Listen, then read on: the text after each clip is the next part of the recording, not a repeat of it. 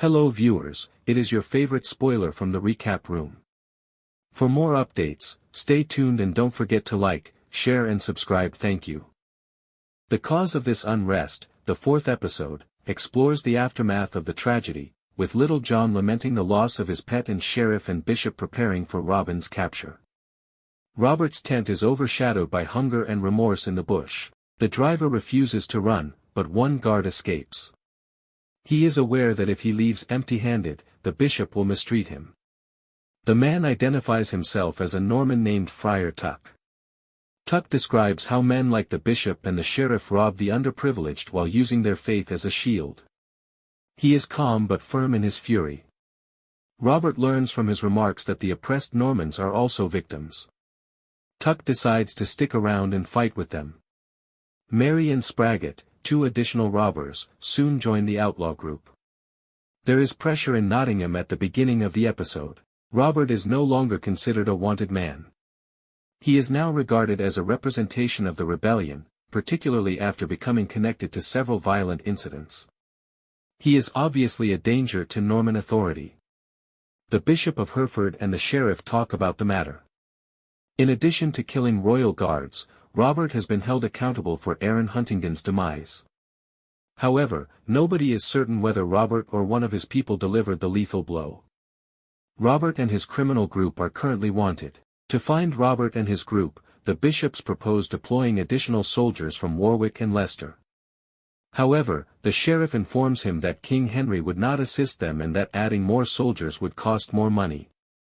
They learn about the bounty money from Friar Tuck, a recent recruit to the outlaw bands. The hunt for Robert will come to an end if the bounty money never makes it to Nottingham. The answer? Take the bishop's carriage. Expecting a few guards, the criminals use a tree to obstruct the route. Rather, armed guards arrive on horseback. Mary and Henry Miller are killed in the vicious battle. Robert and his group retaliate. In the midst of the mayhem, Spraggett renames him Robin Hood. At last, they grab the chest and escape the manhunt's direct threat. Ultimately, though, Robin lets the bishop get away. Despite this, Tuck humiliates and smacks the bishop for mistreating the underprivileged. Robert Locksley is no longer merely wanted by the conclusion of Robin Hood Episode 4. He is becoming legendary. The Sheriff of Nottingham made the decision to transfer Priscilla to a monastery at Hereford Abbey.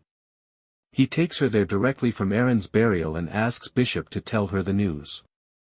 Priscilla finds out of the sheriff's scheme while traveling. She pretends to be the Earl of Huntingdon at Lockleys, persuades him to let her spend the night, and alludes to intimacy. The bishop cannot take her to the convent if she is with the Earl. Priscilla disappears as soon as the bishop retreats. She returns to Nottingham after deceiving the Earl with pillows on the bed. When her father sees her, he is taken aback. Priscilla makes it plain that she will not put up with a life based on his control and humiliation. Marian, meantime, gets used to her new life under Queen Eleanor. Since Robert is on the run and any paper trail could terminate their relationship, she is unable to send him the letters she writes to him. She learns silent power from Eleanor.